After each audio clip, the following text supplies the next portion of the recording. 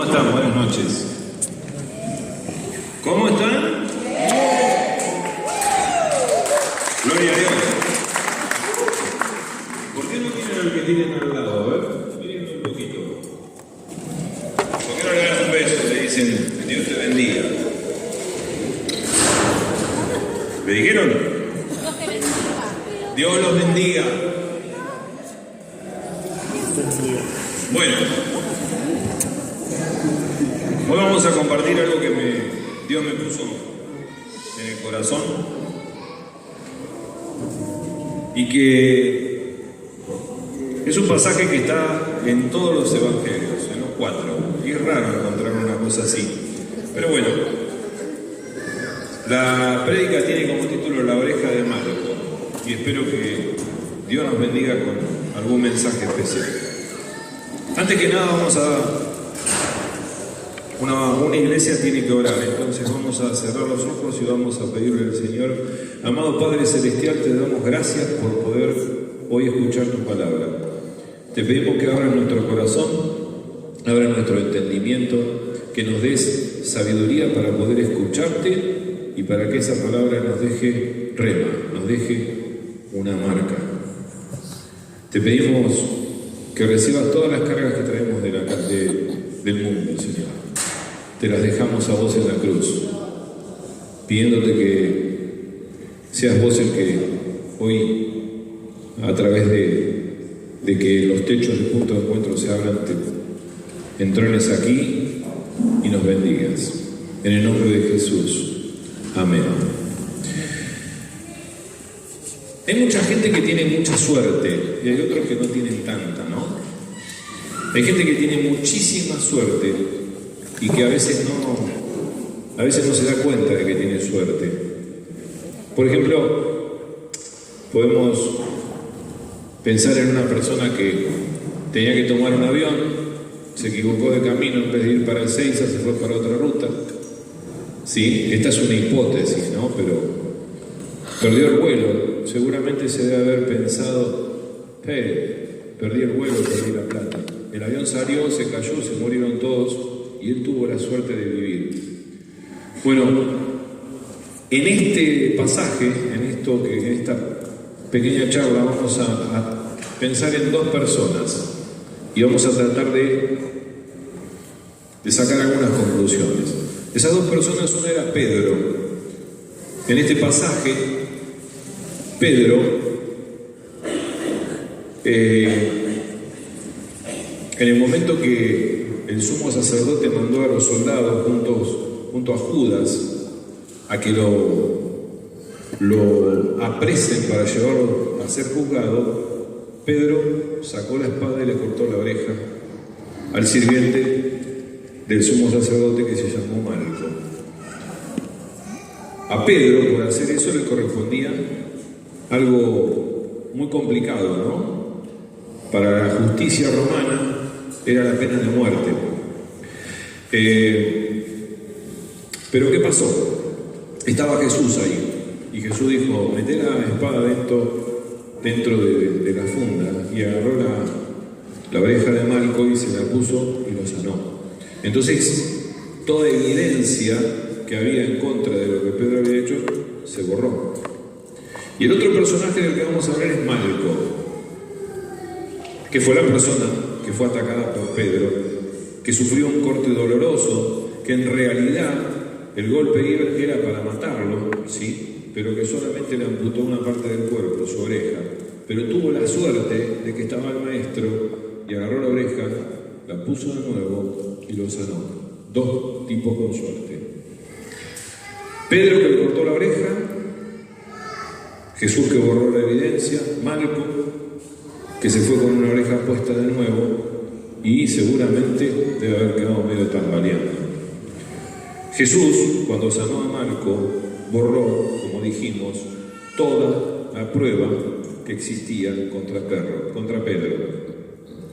No tenía más pruebas, no había más pruebas del delito que había cometido. Y esto es un claro símbolo de uno de los puntos de lo que nosotros conocemos como el proceso de salvación, que es la justificación. Dice Técnicamente, la justificación es el hecho por el cual Dios nos declara justos, por más que éramos pecadores. La justificación es un término legal que es como un cambio de posición ante Dios.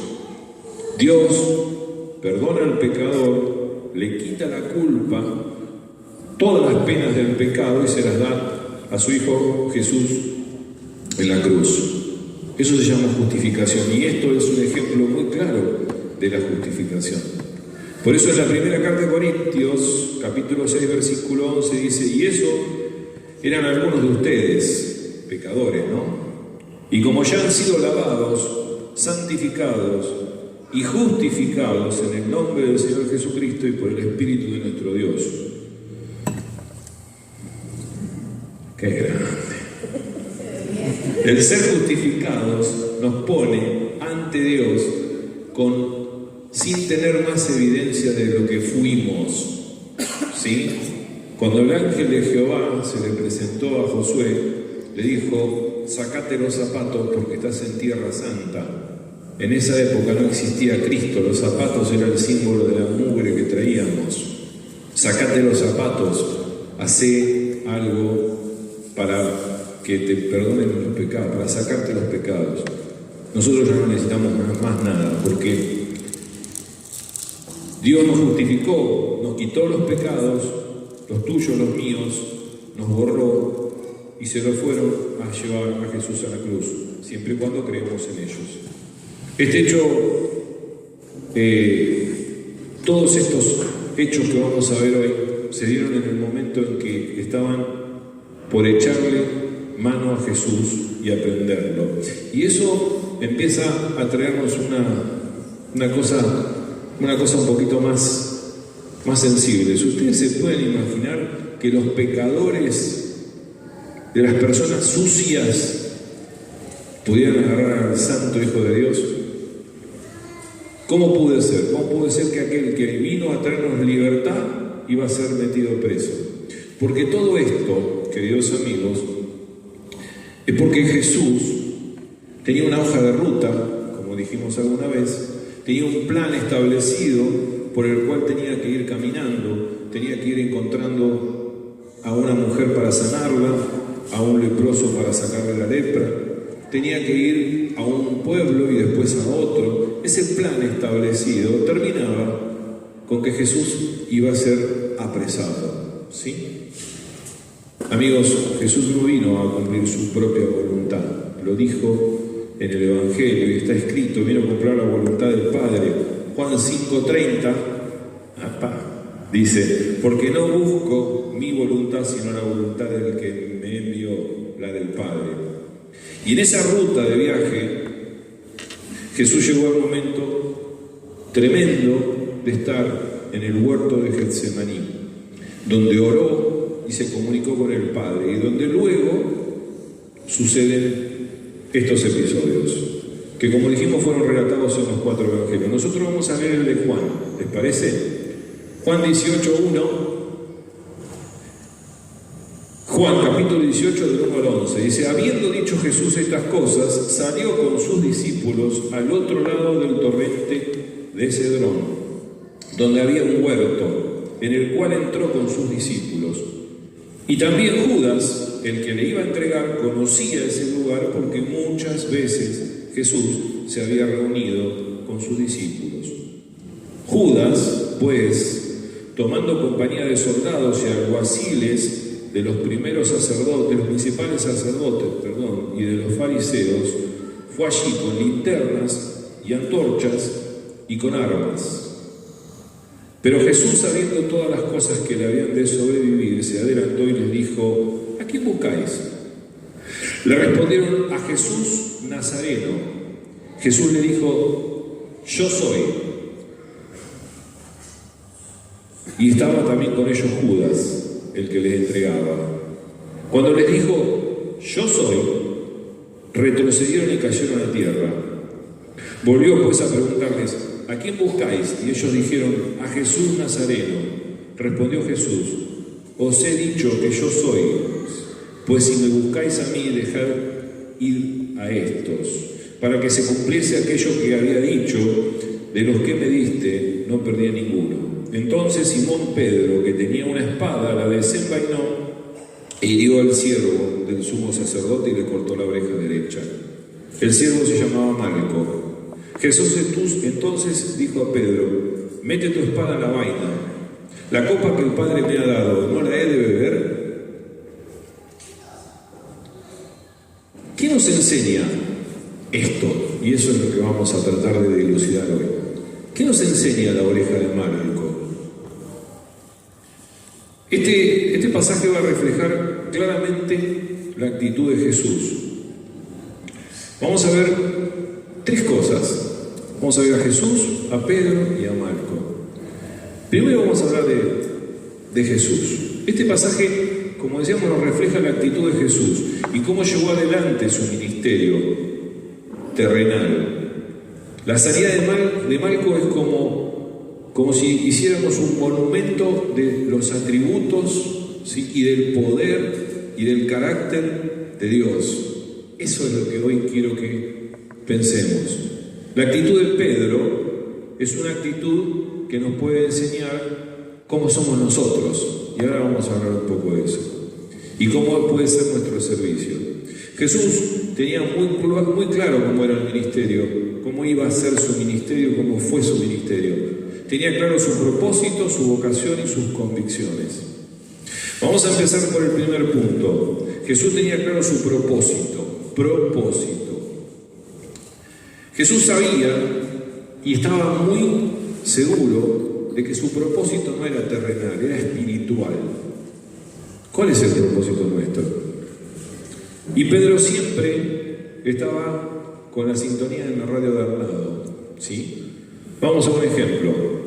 En un pasaje anterior, Mateo 16, 21, 23, relata que Jesús, después de ciertos pasos, se reúne con sus discípulos y les explica lo que va a venir. Entonces dice: a partir de entonces Jesús empezó a decir claramente a los discípulos que era necesario que fuera a Jerusalén, que sufriría muchas cosas a manos de los ancianos, de los principales sacerdotes y de los maestros de la ley. Lo matarían, pero el tercer día iba a resucitar.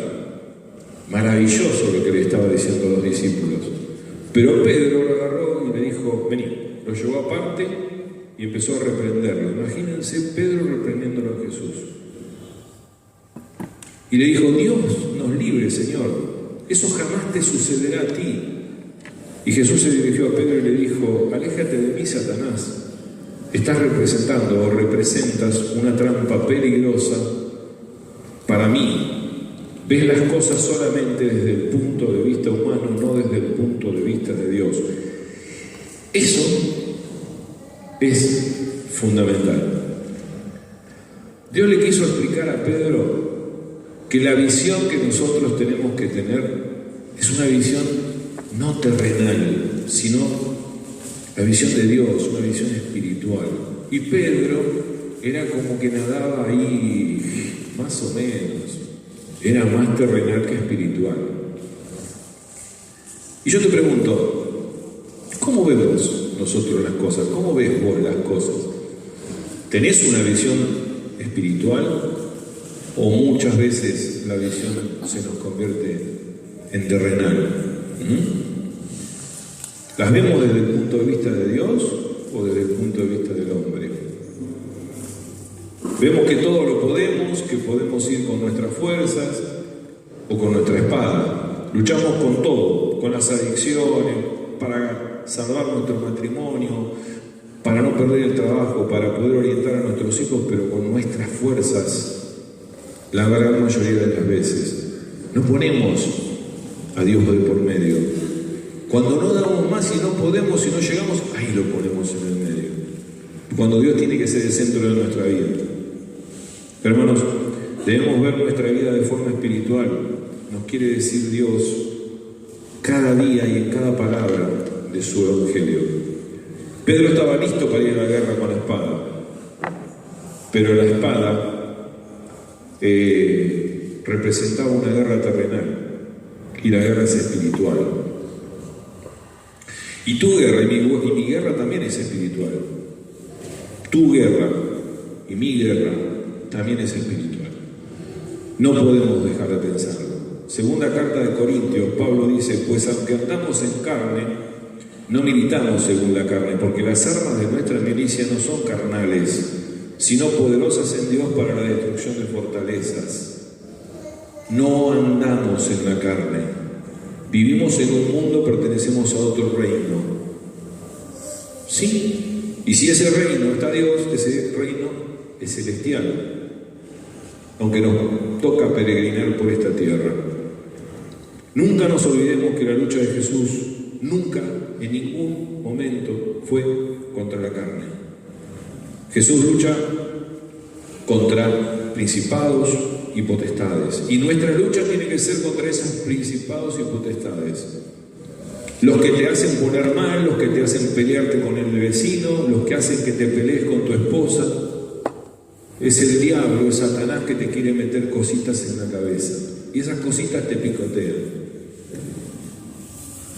Es contra principados y potestades, es contra Satanás, que siempre está dispuesto a hurtar, a matar y a destruir. A hurtar, a matar y a destruir. Pero Jesús nos dice en Juan 10:10, el ladrón no viene sino para hurtar, matar y destruir. Pero yo he venido, Él ha venido para que tengan vida y para que la tengan en abundancia. Amén. Satanás nos va a querer destruir toda la vida, pero está Jesús que no va a permitirlo, porque nos viene a dar vida y abundancia. Vida y en abundancia. Solo creer es lo que pide a cambio. ¿Y nosotros qué hacemos?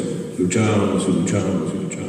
Dejemos de luchar a capa y espada contra nuestros propios hermanos, contra nuestros líderes, quejándonos porque aquel me dijo esto, o por qué lo levantaron a fulano que tiene menos años que yo. Gocémonos de que lo levantaron a fulano. Demos gracias a Dios que vino fulano. Y gracias, Señor, que yo voy a estar con él ayudándolo. ¿Por qué tenemos que hacer como Pedro? Sacamos la espada. Gocémonos con él. No dejemos que nos hurte, nos mate y nos destruya el diablo. No critiquemos a las otras personas que van a una iglesia pentecostal, porque yo soy hermano libre y aquel es pentecostal. No importa, somos todos hermanos. Somos todos hermanos, porque todo nos eligió, a todos nos escogió. Sí, y hay una gran diferencia entre ser elegidos y ser escogidos. Cada uno con su forma de pensar. El pentecostal va a decir, yo tengo la razón, yo no creo en la Trinidad, y nosotros vamos a decir, nosotros creemos en la Trinidad. Son hombres que modifican palabras y escriben libros, pero Dios es uno, en tres, y tres en un solo Dios. Esto es fe, no es fútbol. ¿Sí? El hombre es mejor representado en el fútbol. Boca, River, Independiente, Racing. Después no sé más porque no entiendo el fútbol. Pero el que cree en Cristo no puede ser de un club y otro que cree en Cristo de otro. No sé si me entienden. ¿Vos crees en Cristo? ¿Crees en Cristo? Amén. Malco era un tipo que representaba a todo el enemigo, bajo todas las características al enemigo. Era enemigo 100% de Jesús. Venía contra Jesús, lo que iba a meter preso, ¿sí? Y lo iba a llevar a que lo juzguen. Malco era el servidor o el siervo, vamos a decirlo así, de Caifás, del sumo sacerdote, ¿sí? Pedro era uno de los discípulos de Jesús, pero no había entendido muy bien la cosa. Pedro sacó la espada para matarlo, le erró y le cortó la oreja. Otra vez, con la radio puesta en otro diario. ¿Y Cristo qué hizo? El tercer personaje, el más importante. Derramó su amor, lo bendijo, lo amó. Agarró lo cubrió con compasión, lo cubrió con sus abrazos y lo sanó. O sea que uno que era el malo, otro que era el bueno y Jesús que es todo. Debemos entender que en el mundo hay personas que no conocen a Cristo, que nos van a cuestionar, que nos van a querer venir a meter presos, que nos van a gritar, que nos van a decir de todo. Pero tengamos en cuenta también una cosa, la palabra nos enseña, 1 Corintios 2:14, pero el hombre natural no percibe las cosas que son del Espíritu de Dios, porque para él son locura y no las puede entender, porque se han de discernir espiritualmente. Volvemos atrás, ¿qué tipo de vida tenemos? ¿Terrenal o espiritual? Si tenemos una vida espiritual, esa persona que no nos puede entender, tiene que conocer el Evangelio para que pueda entender espiritualmente el tema. Entonces esa persona te va a decir un montón de cosas, te va a criticar, no importa, tú seguí adelante. Nunca nos olvidemos cuál es nuestro propósito. Jesús tenía muy claro en el punto 1 de esto que el propósito de él era un propósito espiritual. Y nosotros tenemos que entender que tenemos un propósito espiritual.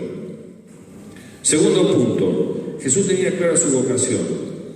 La palabra vocación significa inclinación a un estado, a una profesión, a una carrera o a una forma de vida.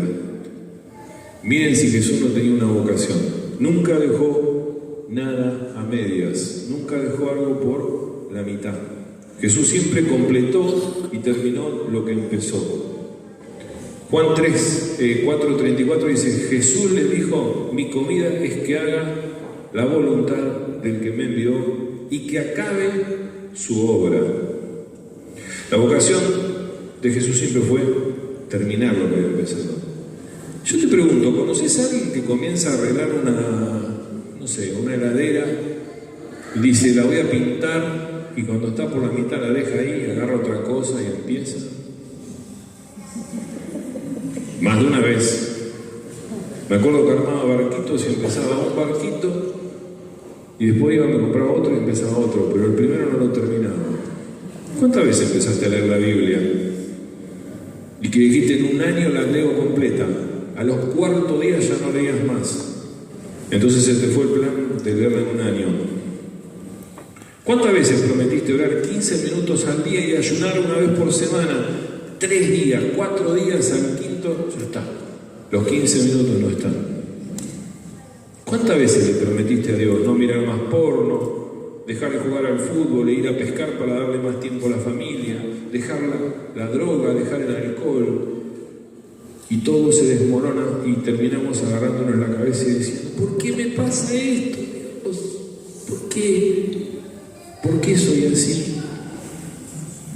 Dios nos podría decir, mi hijo, lo que empieza, lo termina. Esa era su vocación. ¿Por qué no tomamos la iniciativa de cumplir en nuestra vida con voluntad lo que empezamos? ¿Por qué cuando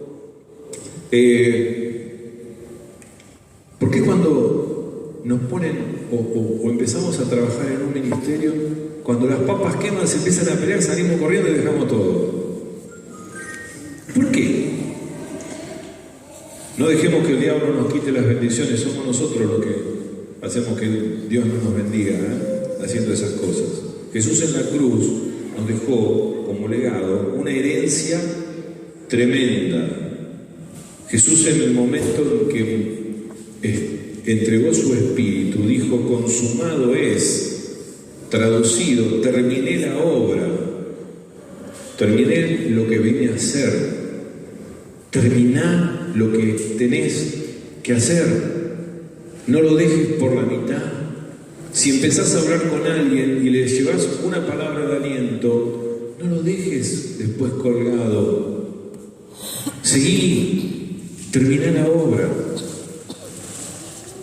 ¿Vos terminás la obra cuando la empezaste? Si tomás un compromiso en un ministerio, si tenés un servicio, orá, perseverá, seguí adelante porque Dios está sosteniéndote. No salgas corriendo, no te pelees con el otro, no le des lugar al diablo, porque el diablo viene a hurtar, a matar y a destruirte, y a destruir al ministerio y a la iglesia, que es un cuerpo. Jesús pudo quedarse piola en ese momento cuando lo vinieron a buscar, no hacer nada, que me lleven preso, porque ese era el proceso que iba a pasar. Aprendamos del Señor que por más que lo iban a meter preso, como tenía una voluntad específica, agarró la oreja y se la sanó. Y después también lo reprendió a Pedro para que se lleve una enseñanza, guardar la espada. Esa era la vocación de Jesús y esa tiene que ser nuestra vocación. Si vos y yo decimos que somos cristianos, debemos imitar a Cristo. ¿Sí? Debemos tener vocación de servicio, no una vocación de salir corriendo y dejar todo ahí. Tercer punto, Jesús tenía claras sus convicciones. Jesús tiene un claro concepto del poder. Con ese poder puede defender te puede defender de cualquiera. ¿Sí? Puede defenderse de los que lo persiguen, puede defenderse de aquellos que vienen a atacarlo, de los que lo quieren meter preso, pero en vez de usar el poder para eso, usó el poder para sanar la oreja de Malco. Esa es una visión de poder. No el que tiene un ministerio, ¿sí? Y se siente poderoso. El más grande tiene que ser el más pequeño. Jesús era el más grande, pero se hacía pequeño, se hizo siervo, le lavó los pies a los discípulos. ¿Y nosotros qué? ¿Y cuántos hay que se ponen en un cartel? ¡Ah! ¡Noche! Porque Jesús cumple la voluntad del Padre. Nosotros tenemos que también tratar de cumplir la voluntad del Padre. Si Dios te dio un don, te dio un poder, no es para que vos lo uses para vos, es para que lo uses para el cuerpo de Cristo, para la iglesia. Es para Él. Toda la gloria, que no es gloria, que no es para la gloria de Dios, es vanagloria. De nuevo, toda la gloria, que no es para la gloria de Dios, es vanagloria. Esto lo dijo un tipo que se llamó Watchman Nee, 36 años preso por ser cristiano en China. Tremendo teólogo. Lo único que tenía era un lápiz y papel. Escribió un montón de libros. Esa frase es de él. Toda la gloria es para Dios, no es para vos, hermano. Si es para vos, está cerrado. Esa no es la voluntad de Dios. Yo creo que Jesús, al sanar la oreja, hizo el más tremendo acto y demostración de poder. Nunca dañemos a alguien que nos hace mal. Si tu vecino te tira la basura, bendecilo. Si te chocaron el auto, bajate y preguntá, ¿estás bien? Los papeles después se arreglan. Y los fierros por ahí también. Y si no, no importa. Siempre amemos sin límite, porque así amó y nos ama Jesús. Nunca le hagamos daño al otro. Jesús tiene un claro concepto de justicia. Pedro sacó la espada y como hombre se estaba defendiendo, pero ese tipo de justicia para Jesús no es justicia. Vos y yo tenemos una tendencia a justificar cuando nos defendemos del otro. Él me agrede, entonces yo lo golpeo. Pero me agredió. No juzguemos y castiguemos por nuestros medios. ¿Sabes por qué?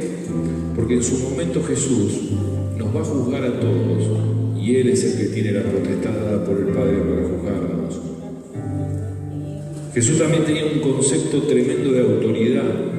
En el pasaje paralelo de Mateo, o sea, en el mismo pasaje pero leído en Mateo, Jesús le dice a Pedro, ¿acaso piensas que no puedo orar a mi Padre y que Él no me daría 12 legiones de ángeles? Claro, Jesús le dijo, Pedro, tiene que pasar. Si yo quiero, parto el mundo en cuatro y me quedo yo solo. Pero no es lo que quiero, porque no es la voluntad del Padre. La voluntad del Padre es que yo venga acá, llegue a la cruz y cargue con los pecados. Jesús estaba sujeto al plan eterno del Padre. Su vocación, su propósito es superior a cualquier defensa. ¿Y cuál es tu vocación? ¿Cuál es tu vocación? Jesús tiene un claro concepto de la palabra, de la escritura. Jesús es consciente de que la palabra de Dios tiene toda la autoridad y la va a cumplir hasta la última letra. Mateo 25, 56, todo esto que sucede para que se cumplan las palabras de los profetas registrados en las Escrituras.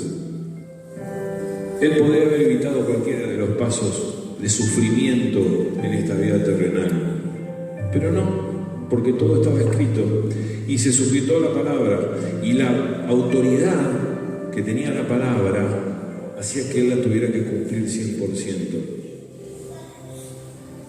Y nosotros nos sujetamos a la palabra de Dios. Las Escrituras nos dicen que vamos a sufrir, que van a venir tiempos difíciles, que van a venir problemas, sufrimientos, angustias, injusticias. Dios permite estos tiempos porque quiere forjarnos. Cuando alguien está fabricando un cuchillo, lo mete al pedazo de hierro dentro del fuego y después lo pone en un yunque y le empieza a pegar con un martillo.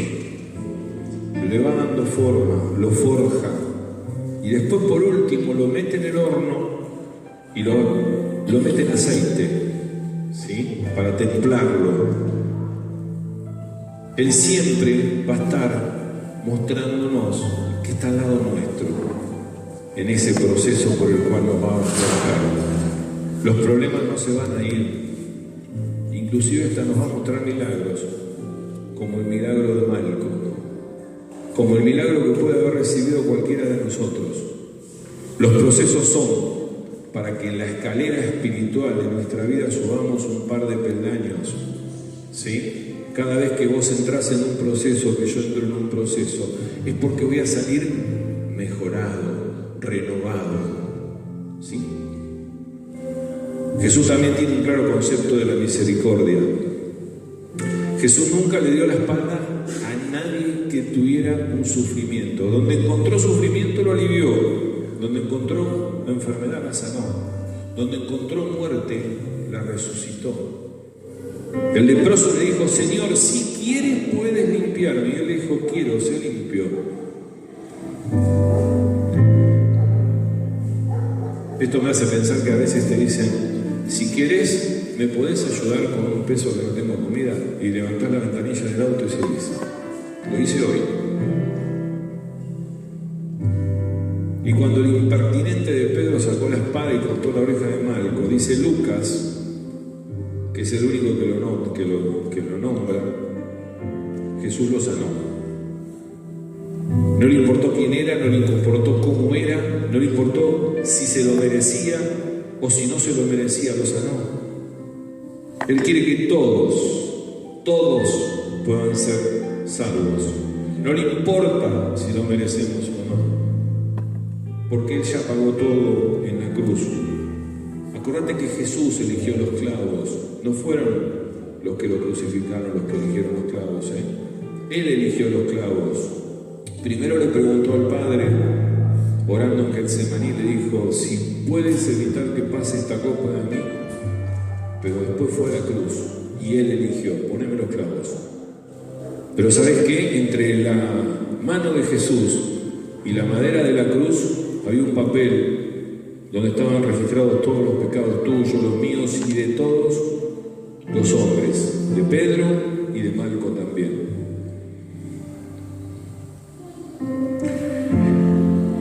Hablamos de Jesús. ¿Y qué fue de Malco? Malco no era creyente.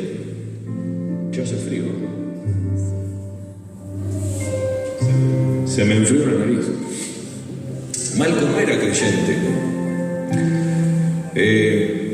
Cuando se acercó a Jesús con los soldados, dijo que buscaba a Jesús el Nazareno, pero miren qué maravilloso, ¿no? El maestro dijo, yo soy, igual que le dijo Dios a Moisés en la zarza ardiente.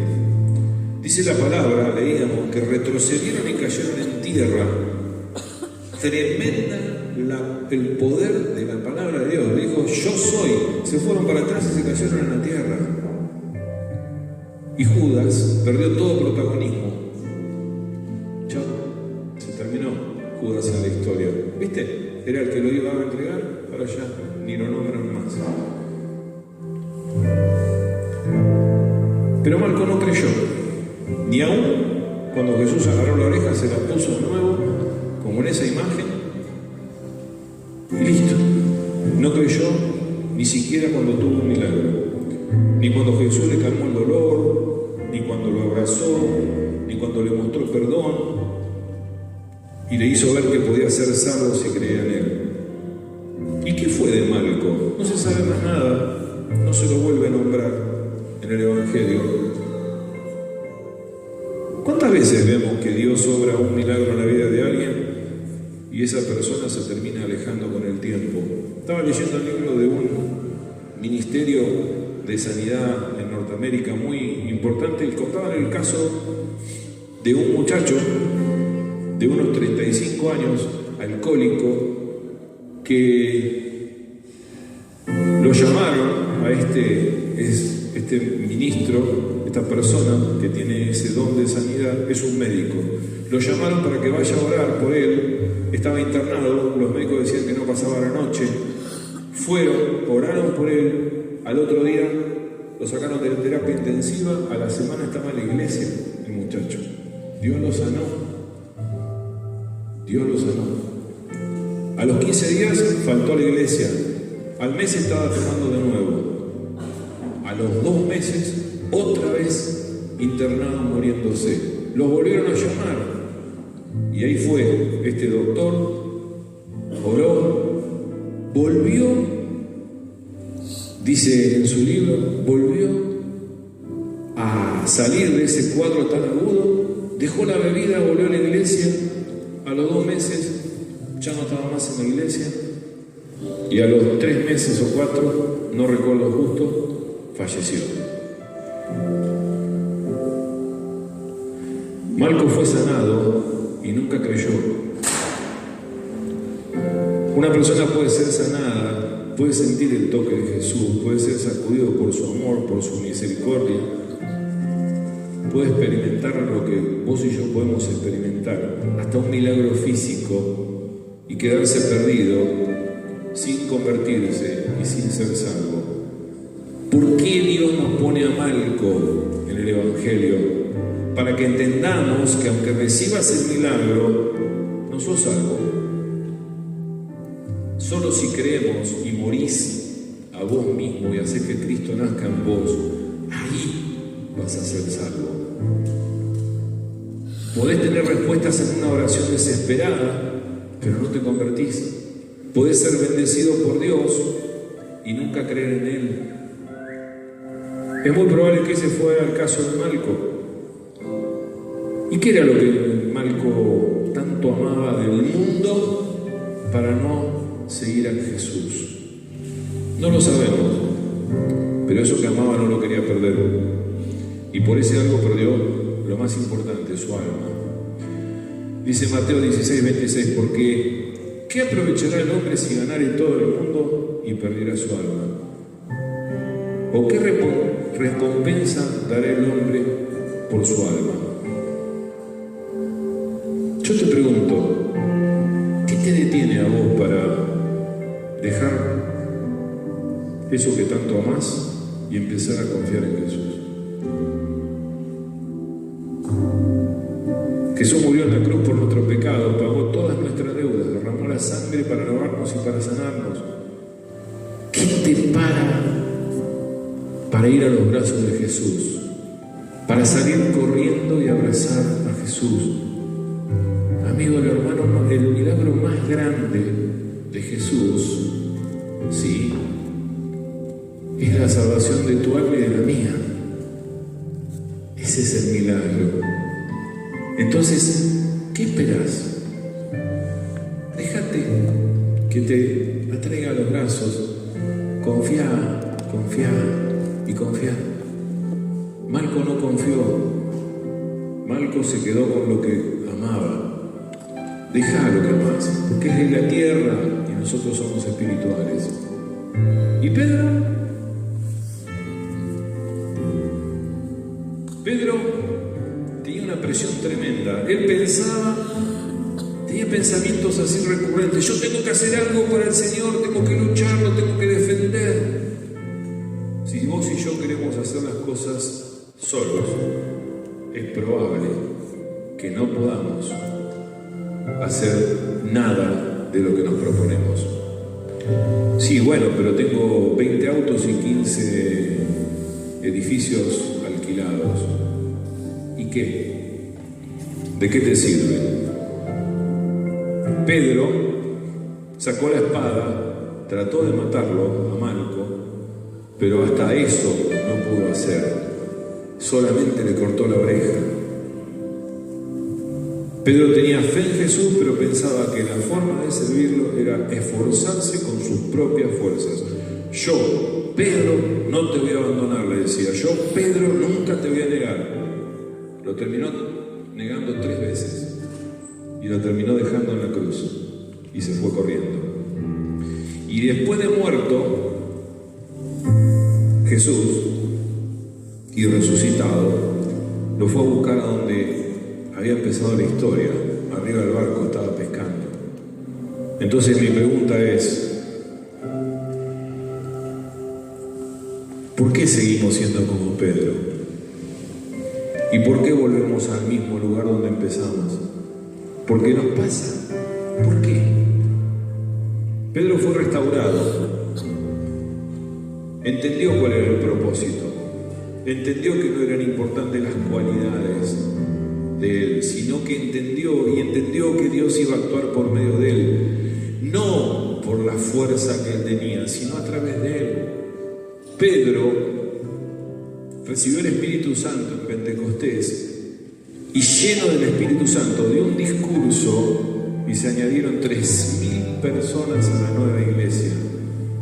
3.000 personas fueron salvas. Fíjense si no cumplió el propósito de Dios.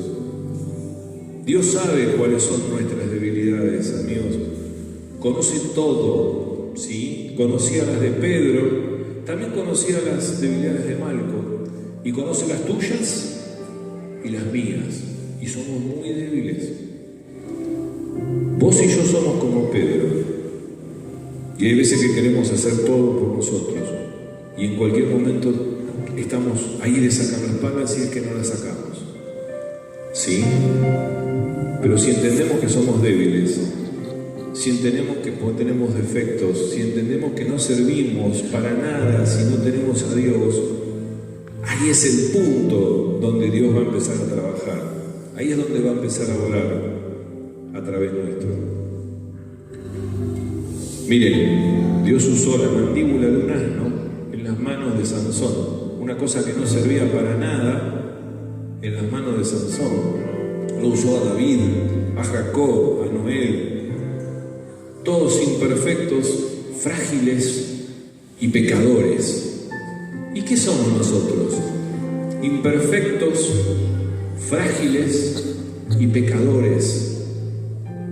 Pero tenemos que entender que no somos nosotros, sino que es Dios, que a todos ellos y a Pedro los colmó de su gracia y cumplieron su propósito. Vos y yo somos débiles. Dejemos de lado nuestras fortalezas, ¿sí? Porque así no es. Dice Pablo en la segunda carta de Corintios que Dios, cuando Él le pidió que le saque el aguijón que tenía clavado en la carne, le dijo: no, bastante con mi gracia, porque mi poder, le dijo Dios, se perfecciona en tu debilidad, en la debilidad. Y dice Pablo: por lo tanto, de buena gana me gloriaré más bien en mis debilidades. yo le agrego que en mi fortaleza, para que repose sobre mí el poder de Cristo.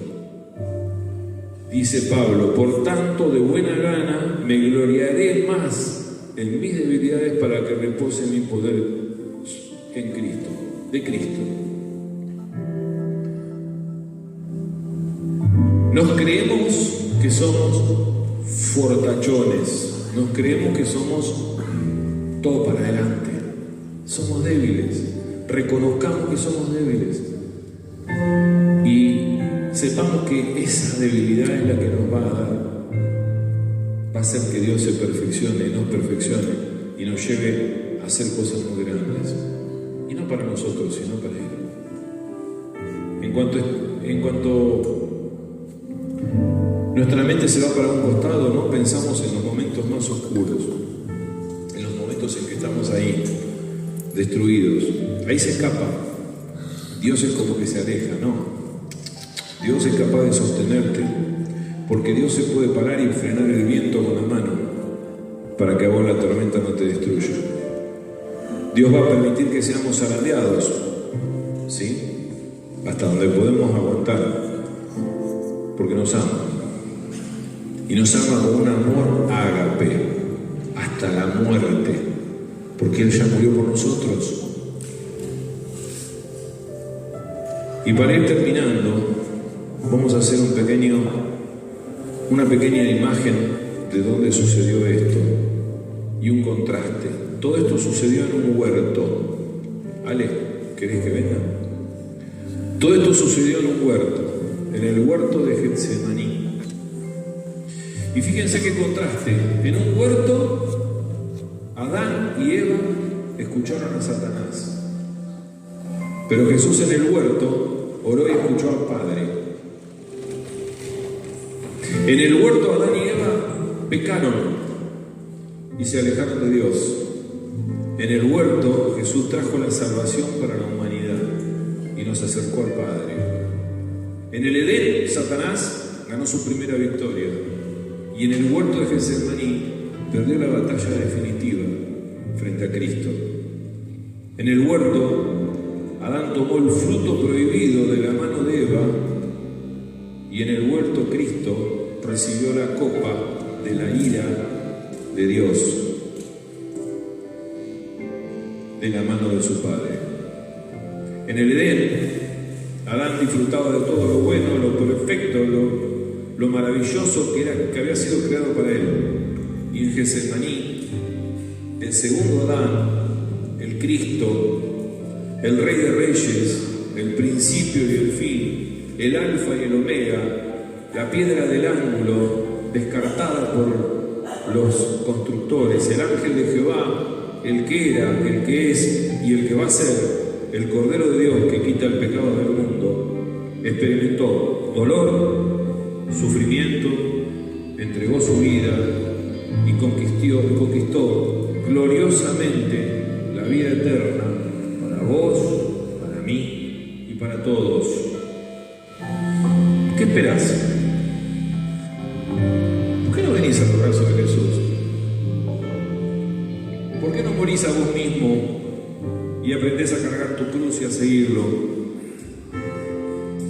Deja que te enseñe a amar, a dar la vida por el otro, que te enseñe a perdonar. ¿Cuántas cosas te quedan por perdonar? ¿Cuántas cosas me quedan a mí por perdonar? Deja que Jesús te enseñe a dejar todo atrás, a entender que el pasado es pasado y que no lo vas a modificar, que tenés que vivir hoy y una vida nueva. Acércate al trono de la gracia, acércate tranquilo y confiado. Vení, déjalo entrar. Jesús hoy te está diciendo: yo estoy en la puerta y estoy golpeando. Si me dejas entrar, voy a ir y voy a cenar con vos y vos vas a cenar conmigo. Amigo, hoy es el día para que saques las piedras del corazón, los bloques de hielo que están en el corazón. ¿Sí? Hoy es el día para que se derrita el corazón de hielo y se convierta en un corazón que siente. Abrir la puerta del corazón y dejarlo entrar. Si hoy viniste acá, no viniste porque vos te trajo el colectivo o el auto, viniste porque Dios quiso que vos vengas acá. Y si necesitas de Él, vamos a hacer juntos una oración. Te invito. Padre, te reconozco que soy pecador y te pido que me perdones todos mis pecados. Padre, te acepto como mi único Salvador. Te pido que anotes mi nombre en el libro de la vida. Te lo pido en el nombre de tu Hijo Jesús. Amén. Amigo, si viniste con dolor, con culpa, si necesitas que oremos por vos, si necesitas ser ministrado, vení, acércate acá. Vení que alguien del equipo va a orar por vos. Pero haceme caso. El Señor está ahí golpeando la puerta. Solamente tenés que abrir vos. La puerta la abrís vos, es de para tu lado. Y Él entra. Y cuando entra, va a cenar con vos y vos vas a cenar con Él. Que el Señor te guarde. Que el Señor te bendiga. Alabemos con todo nuestro ser al Señor, con esta hermosa canción que es una oración. Que Dios te bendiga.